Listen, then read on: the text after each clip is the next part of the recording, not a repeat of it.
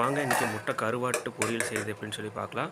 அதுக்கு ஒரு அடுப்பில் ஒரு பாத்திரத்தை வச்சுக்கோங்க. அதில் 3 ஸ்பூன் கடலெண்ணெய் சேர்த்திக்கங்க.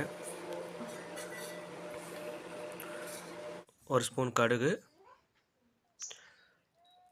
நல்லா பொரிஞ்சதுக்கப்புறமா ஒரு 3 சைஸ் பெரிய வெங்காயத்தை நறுக்கி உள்ளே சேர்த்திக்கங்க.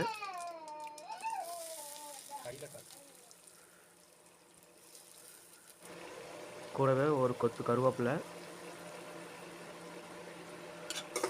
போட்டு ஒரு வதக்கிக்குங்க.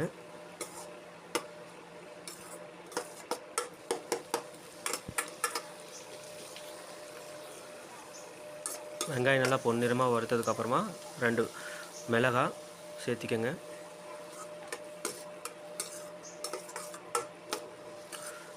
தேவையான அளவு உப்பு,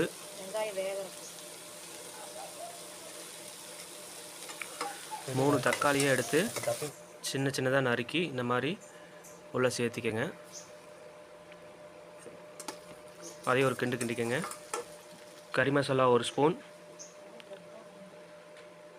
மிளகாத்தூள் 1 ஸ்பூன்,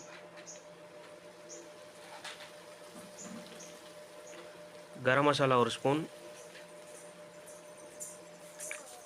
மஞ்சத்தூள் 1 ஸ்பூன் போட்டு ஒரு கிளறிக்கங்க.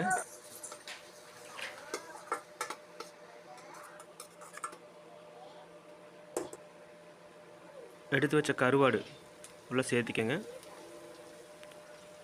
நான் இன்றைக்கி 3 பேர்த்துக்கு தேவையான கருவாடை வந்து உள்ளே சேர்த்திருக்கேன்.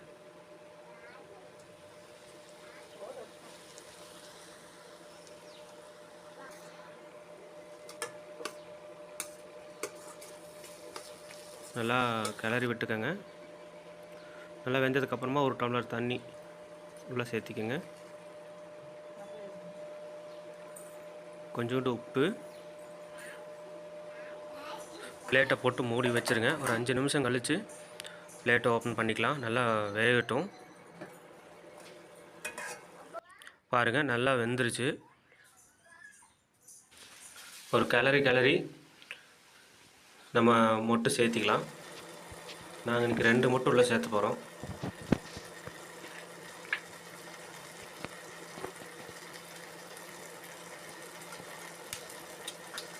முட்டை உடச்சி அப்படியே நேராக உள்ளே ஊற்றிக்கோங்க. அடுப்பை லோ ஃப்ளேமில் வச்சு மெதுவாக அப்படியே கிளறிட்டே இருங்க. அப்போ தான் அந்த எக்கு வந்து எல்லா சைட்லேயும் போய் படும்.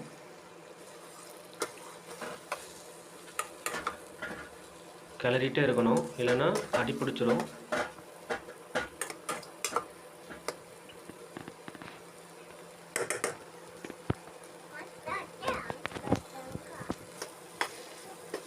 பாருங்கள், நல்லா முட்டை நல்லா ஃப்ரை ஆகிடுச்சு, நல்லா வெந்துருச்சு. இந்த நேரத்தில் நம்ம அடுப்பு ஆஃப் பண்ணிக்க வேண்டியதான். நம்ம சூடான சாப்பாட்டுக்கு இந்த முட்டை பொரியலை போட்டு பிணைஞ்சு சாப்பிட்டா அவ்வளோ டேஸ்ட்டாக இருக்குங்க. வீடியோ பிடிச்சிருந்தா எங்கள் சேனல் சப்ஸ்கிரைப் பண்ணுங்கள், லைக் பண்ணுங்கள், ஷேர் பண்ணுங்கள். நன்றி.